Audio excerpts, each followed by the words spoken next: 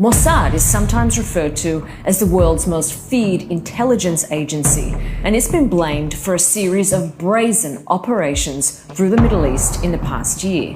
The pager attacks in Lebanon, the assassination of Hamas's Ismail Haniyeh in Tehran, the assassination of Hezbollah leader Hassan Nasrallah in Beirut. In recent years, its reputation for ruthlessness seems to have eclipsed even the CIA. Analysts say each of these operations show just how deep Mossad can reach, right into the inner circles of its enemies. Of course, we don't know even a fraction of what the Mossad gets up to. That's the point. But we do know some things. We know Mossad's chief reports directly to the Prime Minister. We know the Prime Minister needs to approve every assassination order. We also know that an assassination order is called a red page, and Mossad has issued quite a number of those. So, how did Israel cultivate its organization of espionage? Mossad was set up in 1949, just a year after the creation of the State of Israel.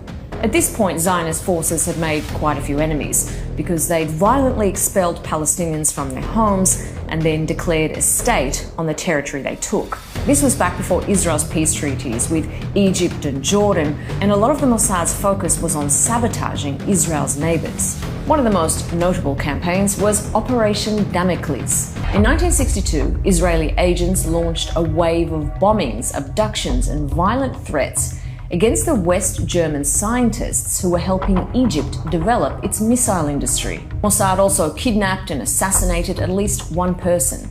And the curious bit here is they got a former Nazi SS officer to do it.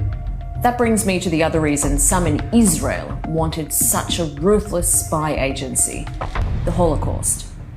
Many of the people responsible for the mass murder of 6 million Jews during World War II were still at large. Now, Israel is open about how its agents flouted the sovereignty and laws of different countries through bombings, attempted kidnappings and killings in their hunt for war criminals. Criminals like Adolf Eichmann, who organized the mass deportation of Jews to death camps, and he was never remorseful. In 1960, Mossad found out he'd fled to Argentina like many other Nazis. They tracked him down, living under the alias Ricardo Clement. As Eichmann got off a public bus on his way home from work, agents kidnapped him. He was taken to Israel, put on trial, and executed. But Mossad only managed to track down 3 of 11 high-profile Nazi targets on its hit list. A decade later, though, it was faced with a much more immediate and public challenge. It was the Munich Olympics 1972. Palestinian fighters from a group known as Black September stormed the athletes' village, killed 2 Israelis and took another 9 as hostages. West German police completely botched the rescue operation, and all the hostages were killed.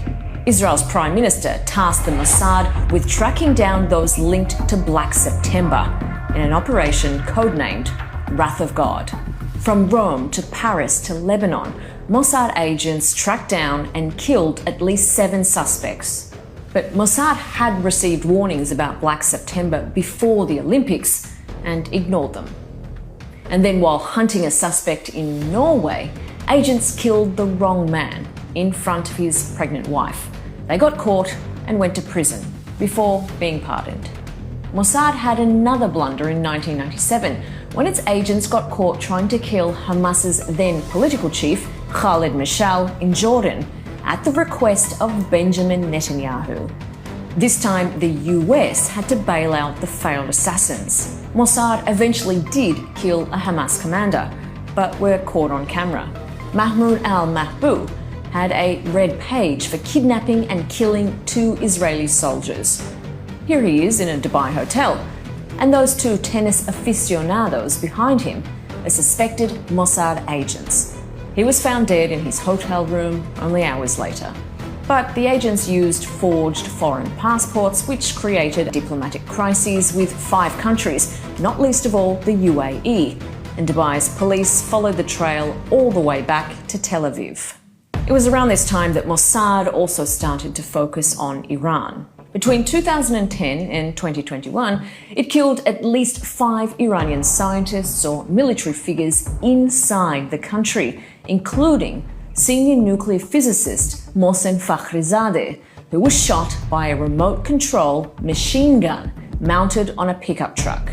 Mossad and its friends at the CIA are also suspected of involvement in a series of mysterious explosions at major infrastructure sites and a missile factory, and are blamed for introducing the Stuxnet malware to sabotage Iran's nuclear program. Iran and its allies are still the Mossad's main focus. We saw that with the killing of Haniyeh in Tehran and the attacks on Hezbollah and Nasrallah. The problem with spying and sabotage is that success for one side often means carnage for another. And in the context of the current Middle East, this sabotage can often lead to unimaginable consequences.